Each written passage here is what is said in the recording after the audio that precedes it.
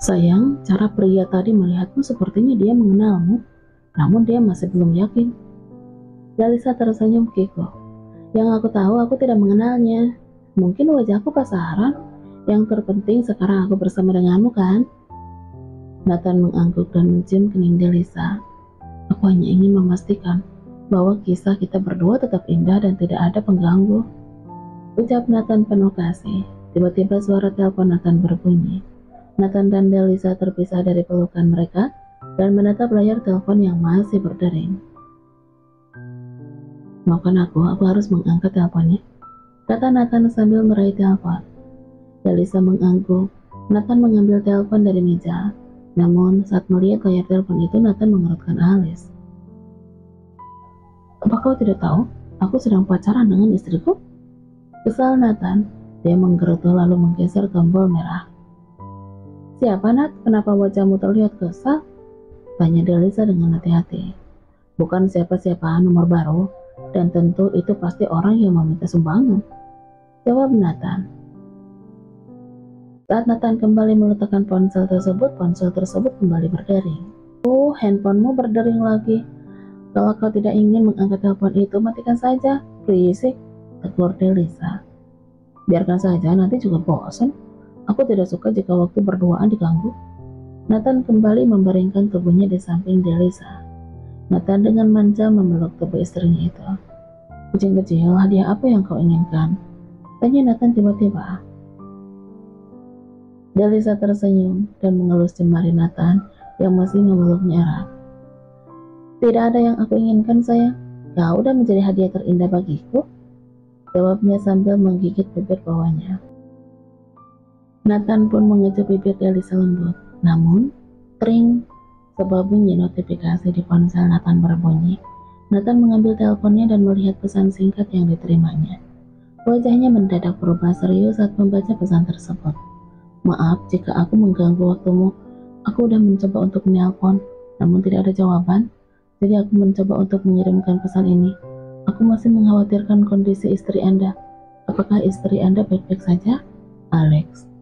Seketika dua tanduk di kepala Nathan mencuat, disusul asap yang keluar dari hidung dan telinganya. Darahnya terasa mendidih. Apa-apaan dengan bajingan ini? Mengapa dia mengkhawatirkan istriku? Aku udah cukup berbaik hati membiarkan dia pergi. Akan aku buru lihat saja. Gumam Nathan. Rahangnya terlihat mengeras. Dalisa menepuk pundak Nathan yang duduk membelakanginya. Sayang, ada apa? Tanya Dalisa lembut. Nathan menoleh dan Dalisa terkejut melihat wajah suaminya memerah. Nat, are you okay? Tanya Dalisa. Jangan sentuh aku, bentak Nathan. Dia langsung berdiri dari tempat tidur yang ada di ruang inap di mana Dalisa dirawat. Nat, ada apa? Apa yang terjadi? Kamu mau kemana? Tanya Dalisa panik saat melihat Nathan melangkah ke arah pintu dengan tergesa-gesa. Nathan yang udah menggenggam-genggam pintu pun menoleh. Aku marah, aku emosi, dan aku sedang cemburu. Aku akan pergi, kata Nathan. Dalisa berusaha menenangkan Nathan. Tunggu dulu, Nat, jangan marah begitu saja. Siapa yang mengirim pesan? Dan kau mau pergi kemana, Nat? Ini udah sangat larut loh, ucap Dalisa cemas. Sudah, jangan tanya aku mau kemana. Aku pergi tidak akan kembali lagi. Ini urusan laki-laki. Aku sakit loh. Aku mau bunuh diri saja, pakai pisau. Aku tidak terima jika ada pria yang menanyakan kabar istriku. Gusar Nathan. Nathan membanting pintu ruangan itu hingga Dalisa pun tersentak kaget. Dia tidak sedang mabuk kan? Perasaan tadi baik-baik aja. Apa dia mabuk balo? Pikir Dalisa. Kini Nathan berdiri di atas atap rumah sakit dengan sebatang rokok terselip di jarinya. Pandangannya jauh ke depan menatap hamparan kota. Klaim kalajengking rahasia kematian ibu dan juga Julius. Aku harus memulai dari mana? Belum lagi pria bajingan seperti Alex. Kenapa aku merasa masalah aku tidak pernah habis ya? Beban hidup sudah seperti kreditur, datangnya dicicil. Gumam Nathan bermonolog. Nathan menghirup nikotin sejenak, membiarkan rokoknya berada dalam genggaman, menggambarkan kebingungannya yang kian hari semakin tidak terkendali. Dia menarik napas dalam-dalam mencari rasa konsentrasi yang hilang sejak kehamilan istrinya. Sialan Ale-Ale, si rasa angkur itu, kenapa bayangan wajahnya selalu terbayang-bayang? Geram Nathan. Oh, kesal jika mengingat-ingat wajah Alex, Nathan pun meninjau pembatas beton di atap outdoor rumah sakit. Nathan terdiam, pikirannya jauh menyusun berbagai rencana. Nathan belum bisa mengambil tindakan karena keadaannya yang tiba-tiba selalu menginginkan hal-hal yang aneh. Di saat otak Nathan sedang menyusun rencana, Samuel pun datang. Tuan, saya ingin menyampaikan jika Alex tinggal di apartemen The Absurd. Apakah Tuan ingin menemuinya? Ucap Samuel melapor. Nathan menatap Samuel dengan tajam. Tolong jangan anggap aku bodoh, Samuel. Saya sangat yakin bahwa kamu tahu di mana Alex tinggal sejak awal. Kenapa baru sekarang kamu melapor? Samuel terduduk malu. Maafkan saya, Tuan. Saya tidak ingin mencampuri urusan pribadi Anda. Nathan menghela nafas. Tidak apa-apa, Samuel. Kamu hanya melakukan pekerjaanmu. Aku yang terlalu emosional. Nathan menepuk bahu Samuel lalu membuang rokoknya ke bawah. Ayo, kita pergi. Aku harus menyelesaikan masalah ini secepatnya. Samuel mengangguk tanpa menjawab. Nathan berjalan melewati tubuh Samuel. Langkah Nathan terhenti ketika melihat Lisa yang muncul dari arah pintu akses atap. Lisa, kenapa kemari? Panik Nathan. Dia berlari panik ke arah istrinya. Lisa menyeka keringatnya karena harus menaiki tangga darurat mencari suaminya. Kamu katakan ingin bunuh diri, mendapatkan informasi kau berada di atas atap. Aku kan menjadi panik. Aku pikir kau benar-benar ingin bunuh diri, kata Lisa dengan suara terdengar ngap-ngapan. Nathan tidak habis pikir jika Lisa menganggap ucapannya serius. Pria itu pun menyesal membuat wanitanya secemas itu. Dengan lembut Nathan mengusap pipi Lisa. Sayang, aku hanya mencari udara. Sudah aku katakan, ini masalah laki-laki. Kamu jangan seperti ini lagi ya. Perutmu kan baru mengalami shock. Bagaimana jika terjadi sesuatu kepada calon anak kita, sayang? Lisa mengangguk lemah, merasa lega bahwa suaminya baik-baik aja. Nathan kemudian memeluk istrinya dengan lembut, merasa tergerak oleh ketulusan hati Lisa. Maafkan aku telah membuatmu khawatir, sebab aku sedang berusaha mencari tahu beberapa hal, kata Nathan. Lisa mengangguk mencoba memahami keadaan yang sedang dihadapi oleh suaminya. Namun Lisa tidak suka jika Nathan bertindak tanpa memperdulikan dan memberikan penjelasan kepada dirinya terlebih dahulu.